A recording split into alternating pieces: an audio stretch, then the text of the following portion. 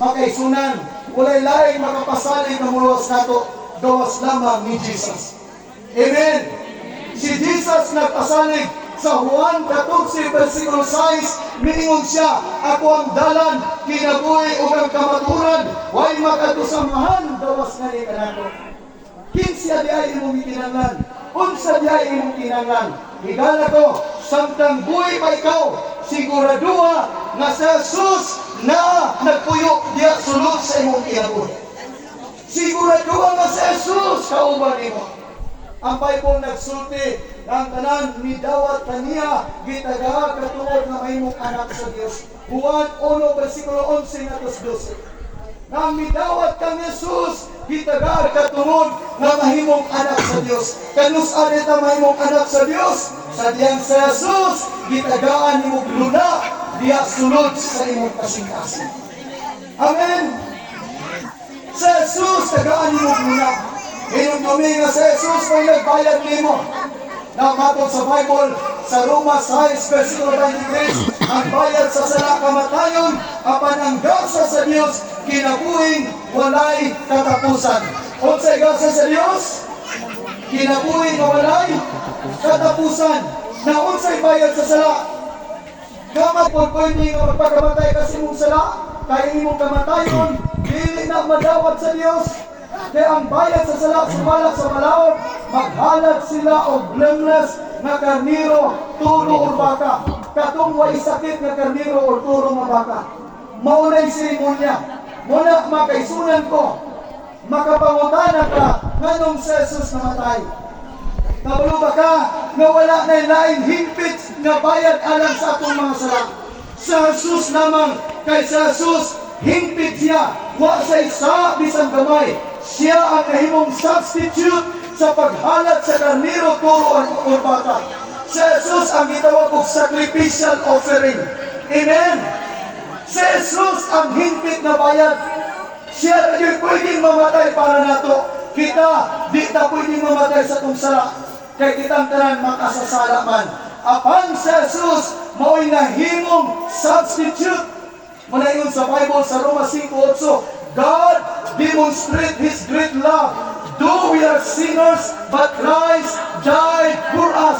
Try to imagine, kinsa man ta nalukaton, kinsa man tang pagkamatyan, mauna ebidensya sa dako kay gugma sa Dios nato.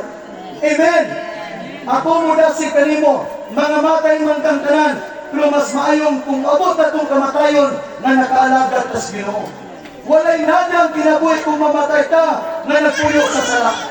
Makaisunan, ingon si Pablo, Philippians 1 verse 21, for to me to live is Christ, and to die is gain. Unsa diay kamatayon, kadaugan di ay, para asa katong taong na Kristo.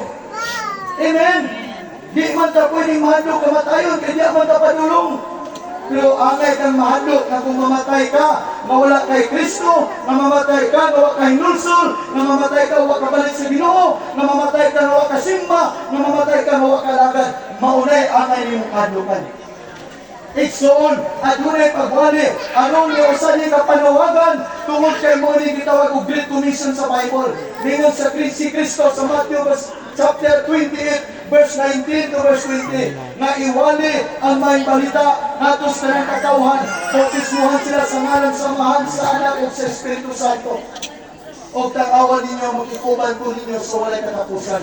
Gusto ni Jesus, iwali ang maayong balita. Unsa man ang maayong balita, Pastor? Kining gitawag na ito good news or gospel na paminaw makaisunan. Ang good news mo ni na si Kristo nagpakatao, si Kristo nagsakripisyo, si Kristo namatay sa krus Kalbaryo, si Kristo ginubong, o si Kristo nabanhaw, o buhi sa walay katapusan, o nagsaa siya bumalik aron paon kamtanan. Ang pangutana karon, andang bakas panahon bumalik siya. Ang pangutana karon, nasabtan ba nimo ang good news? O ang Ebanghelyo, amen. Kumutanaw ka karong social media, kumutanaw ka karong TV, wala na good news niya. Ang makita ni mo niya patay, ang makita ni mo niya kriminalidad. Makaisunan ko, gubot na tayo kalibutan. Nasayod ko, sumala sa pulong sa Diyos, na kita nagkaduol na sa panahon nga mubalik na si Jesus. Makaisunan, sama lang sa pagpamilok biyaan nato ning tanan. Ako mudasit kaninyo, seryosuha ang binuos sa mong kinabuhi. Ayaw gyud tiyaw-tiyaw ang Dios. Ayaw usiki ang panahon nga hantod karon nagpuyog atong kasasala. Makaisunan, batuni ang seryosong desisyon nga mutikan ka balik sa Dios. Aduna na'y panawagan ng Diyos